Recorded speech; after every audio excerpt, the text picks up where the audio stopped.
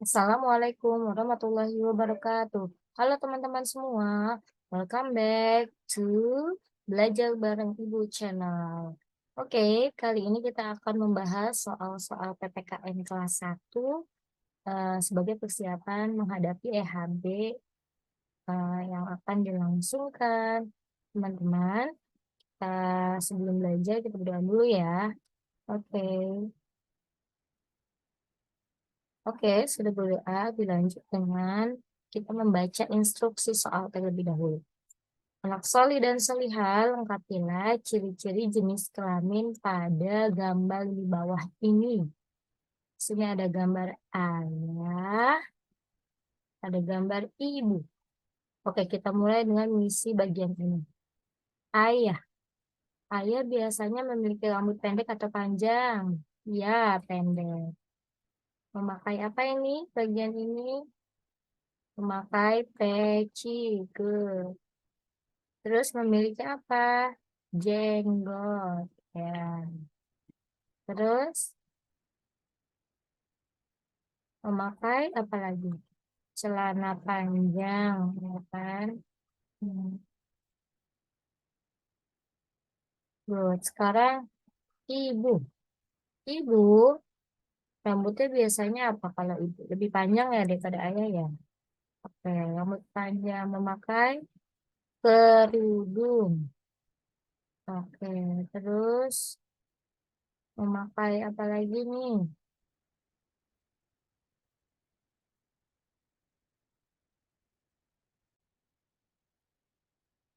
Lalu di dalam kerudung yang tersembunyi biasanya ibu memakai apa tuh yang di telinga? Ya, perhiasan lipat anting. Oke, seperti ini ya tulisannya. Lalu ibu juga biasa memakai, kalau sesuai tanda panahnya bisa memakai gamis ya, tapi ini bagian bawah. Berarti apa? Ya, rok. Ya, good. Lanjut, kita baca pertanyaannya. Nomor 1. Berdasarkan ciri-ciri di atas, jenis kelamin ayah adalah apa? Ya, betul. Laki-laki. Kan ada laki-laki, ada perempuan. Tidak ada di antaranya ya. Hanya ada laki-laki dan perempuan. Nomor 2. Berdasarkan ciri-ciri di atas, jenis kelamin ibu adalah, ya betul, perempuan. Good. Lanjut. Nomor 3. Nomor 3, keterangan diri seseorang disebut identitas diri. Oke. Nomor 4, sebutkanlah hobi atau kesukaan anak laki-laki. Kalian boleh menyebutkan sesuai hobi kamu ya. Berbeda kan ya antara hobi kesukaan anak laki-laki dengan anak perempuan. Kalau anak laki-laki biasa bermain bola atau bermain mobil-mobilan. Ya. Hmm, Bisa juga salah satu saja ya, tidak perlu dua atau tiga. Tapi kalau kamu suka menuliskan lebih banyak lagi, boleh. Selanjutnya, nomor 5. Sebutkanlah hobi atau kesukaan anak perempuan. Ya, boleh tuliskan. Bermain boneka atau bermain masak, masakan, dan lain sebagainya ya. Bisa dituliskan. Oke, lanjut ke soal berikutnya. Untuk soli dan solihah, lengkapilah nama agama, tempat ibadah, kitab suci, dan hari raya keagamaan dari masing-masing agama di bawah ini.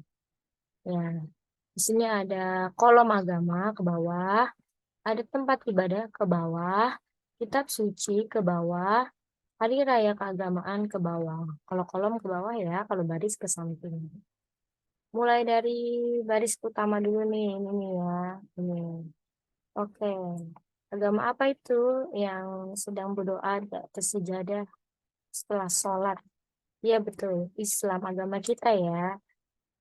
Selanjutnya tempat ibadahnya di mana ya? Kalau orang Islam, betul, ke masjid. Ingat lagi nyanyiannya ya, lagunya. Terus kitab sucinya Al-Quran. Hari raya keagamaannya, oke, Idul Fitri atau Idul Adha, ya boleh. Terus selanjutnya yang baris kedua ini nih. Oke, ini ada pendeta. Agamanya apa ya? Kristen atau bisa juga Katolik. Hmm.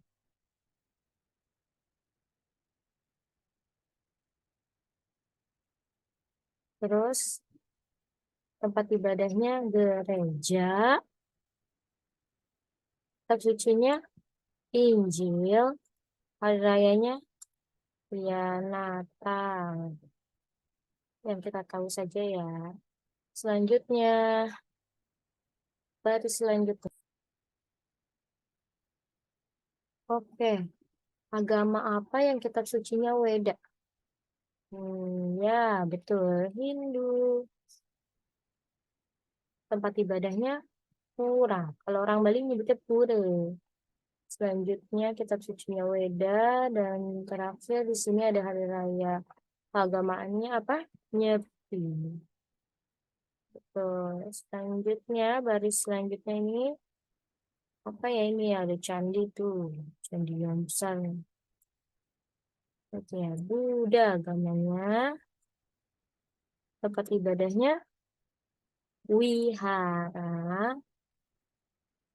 Kitab suci Tripitaka dan hari raya keagamaannya Waisak. Waisak tulisannya. Oke, selanjutnya. Oke, sekarang kita belajar tentang suku-suku di Indonesia. Di sini ada soal tentang suku Jawa. Kalian terkenal dari suku Jawa apa ya? Ya, betul, tari topeng. Itu sudah terlihat tuh ada gambar topengnya ya. Tari topeng. Selanjutnya kalau bahasanya yang mudah menanyakan kabar, apa ya? Bahasa Jawanya menanyakan kabar, bagaimana kabarnya? Itu bahasa Indonesianya. Kalau bahasa Jawanya bagaimana ya? Ya, betul. Piye kabar? Tuh. Selanjutnya ada suku apa lagi nih? Ya, di sini ada suku Sunda. Suku Sunda yang terkenal dengan tarian apa ya? Ya, betul. Tari Jaipong. Jaipong tulisannya ya.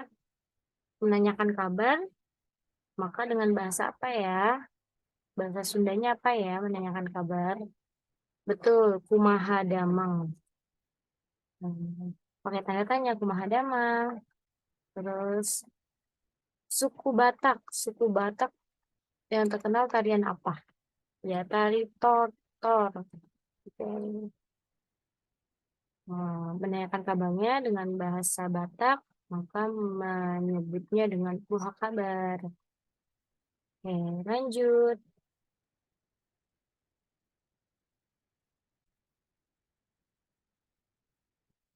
Tarian terkenal dari suku Aceh, tari apa? Ya, betul.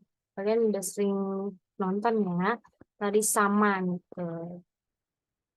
Menanyakan kabarnya dengan kalimat pehabal. Lanjut. Bawahnya ada suku Bali nih.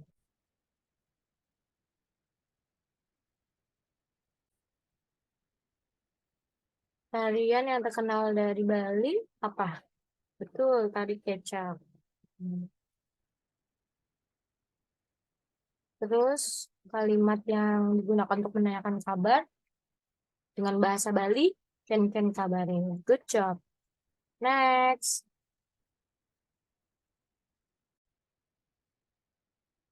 Anak Soli dan Soliha, lengkapilah cerita di bawah ini dengan tepat. Oke, kita baca ya. Devi adalah siswa kelas 1 di SD Pelita Hati. Devi dan keluarganya baru saja pindah ke rumah yang letaknya lebih dekat dengan sekolahnya. Rumah barunya saat ini memiliki banyak ruangan dibandingkan dengan rumahnya dahulu. Saat membuka pintu, terdapat ruangan yang sangat luas dan biasanya digunakan untuk menerima tamu. Yaitu ruangan apa disebutnya? Ya, ruang tamu. Kemudian, terdapat juga 4 ruangan yang digunakan keluarga Devi untuk tidur, yaitu ya, kamar tidur. Nah, rumah ini juga memiliki 2 ruangan yang akan digunakan untuk mandi, yaitu kamar mandi. Tuh. Setelah itu, di bagian belakang rumah terdapat tempat untuk memasak berbagai macam makanan, yaitu apa? Tempat memasak ya, ya.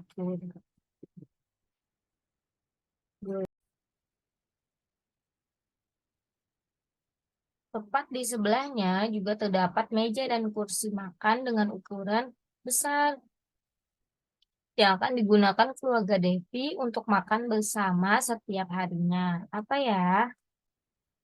Ya, betul, ruang makan.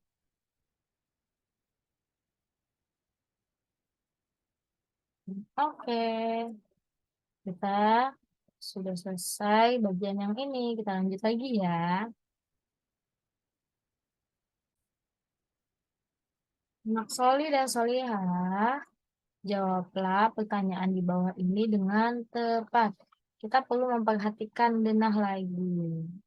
Ini pada pembelajaran PPKN tapi bukan bahasa Indonesia. eh di sini ada denah rumah Erwin, Manda, ada denah rumah Lukas juga ya. Tapi yang ditanya di sini ada tentang Lukas. Nomor 1. Jika Lukas ingin pergi ke minimarket, jalan apakah yang harus dilalui oleh Lukas? Nah, mau jalan nih dia ke minimarket ya. Ini rumah Lukas nih. Dia mau ke minimarket. Minimarket di mana? Minimarket ini dia minimarketnya di sini. Dia harus lewat jalan mana? Ya betul. Dia harus ke Jalan Cemara, baru ke Jalan Mekar, atau boleh tulis Jalan Mekar saja juga tidak apa-apa. Ya, Jalan Cemara dan Jalan Mekar. Atau Jalan Mekar saja juga tidak apa-apa ya. Betul juga. Tergantung pintu rumahnya di mana. Kalau digambar sih melewati jalan makan saja, tapi kalau kenyataannya misalnya pintu rumahnya yang pintu utamanya di depan jalan Cemara, maka harus lewat jalan Cemara dulu ya. Eh, Tidak apa-apa, jawabannya bisa 2 versi. Selanjutnya nomor 2. Jika Lukas ingin pergi ke rumah sakit, Lukas harus berjalan ke arah apa ya? Kita lihat lagi. Nih, Lukas ingin pergi ke rumah sakit. Coba kita lihat ya. Ini Lukas. Ini Lukas. Ini rumah sakit di atasnya. Maka Lukas harus pergi ke arah mana? Oke, teman-teman perlu melihat arah mata angin ini. U, utara, T, timur, S, selatan, B, barat. Timur, tenggara, selatan, barat, daya, barat, barat, laut, utara, timur, laut. Oke, jika Lukas ingin pergi ke rumah sakit, Lukas harus berjalan kemana? Rumah sakit ada di arah mana? Ya, betul arah utara. Tulis utara. Tuh.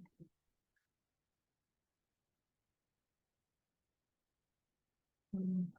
Selanjutnya nomor 3. Kita lihat lagi ya.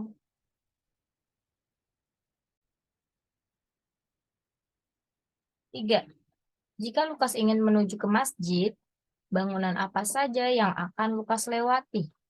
Perhatikan di sini Lukas, di sini masjid. Maka bangunan ya, bangunan bukan area.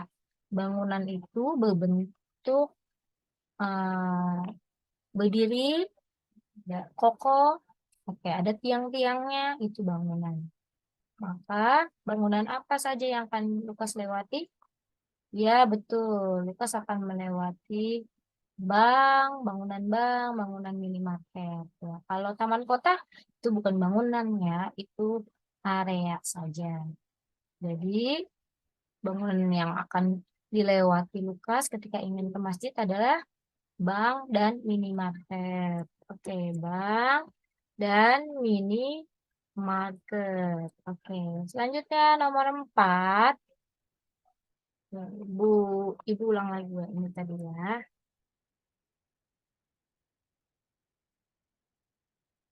Oke, nomor 4.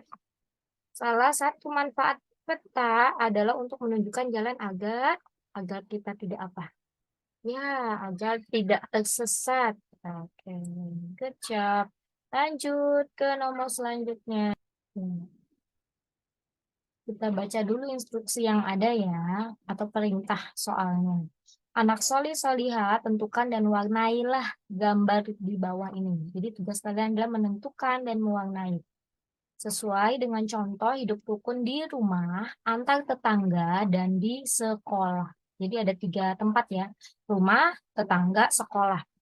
Warna kuning untuk hidup rukun di rumah. Warna hijau untuk hidup rukun dengan tetangga. Warna merah untuk contoh hidup rukun di sekolah. Oke, warna kuning untuk contoh hidup rukun di rumah. Oh, kalau di rumah berarti berkaitan dengan orang rumah seperti orang tua, kakak, adik, kakek, nenek yang tinggal serumah dengan kamu ataupun pada umumnya ya. Kita lihat mana yang ada orang tuanya atau kakak adiknya. Oh, yang ini. Menghormati orang tua, membantu orang tua, menyayangi Pak dan adik. Itulah contoh hidup rukun di rumah. Selanjutnya, warna hijau untuk contoh hidup rukun dengan tetangga. Dengan tetangga berarti dengan tetangga itu saling menolong tetangga, ya, saling menghormati dan menghargai. Itulah dengan tetangga. Sekarang warna merah untuk hidup rukun di sekolah. Berarti dengan teman-teman atau warga sekolah lainnya ya. Sertifikat kelas, rukun saat bermain, belajar bersama dengan teman ataupun menolong teman yang kesulitan. Oke, selanjutnya anak soli dan soliha jawablah pertanyaan di bawah ini dengan tepat. Nomor 1, arti gotong royong adalah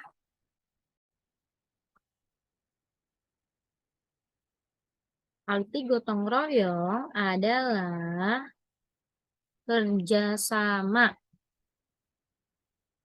Ya, boleh juga artinya bersama-sama saling menolong. Oke, gitu ya teman-teman. Nomor 2, manfaat melakukan gotong royong yaitu apa? Masih ingat? Ya, betul. Pekerjaan menjadi lebih cepat atau lebih mudah. Boleh salah satunya ya. Hmm.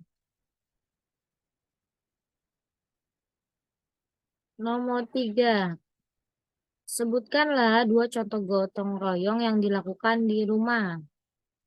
Kalian tentu pernah ya melakukan gotong royong bersama anggota keluarga kalian di rumah.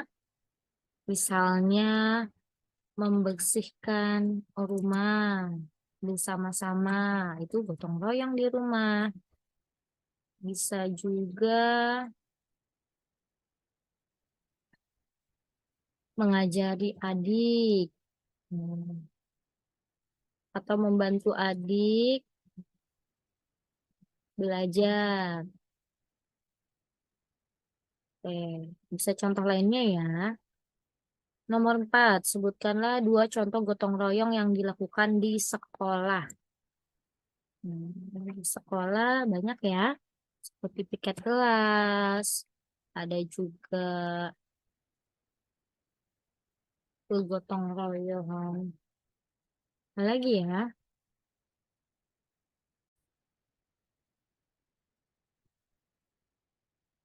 Belajar bersama-sama, ya kan?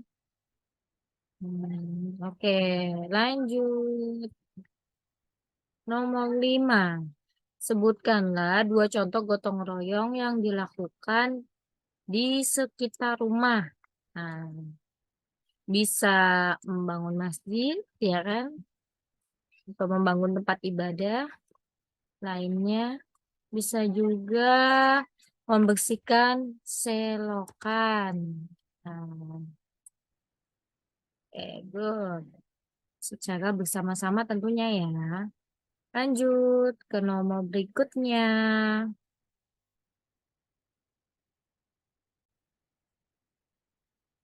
Nomor 6, perhatikan gambarnya. Kegiatan pada gambar di samping, kegiatan pada gambar di samping ini bertujuan untuk menjaga keamanan lingkungan sekitar rumah, yaitu kegiatan apa? Iya, betul. Sis, Kam, Ling.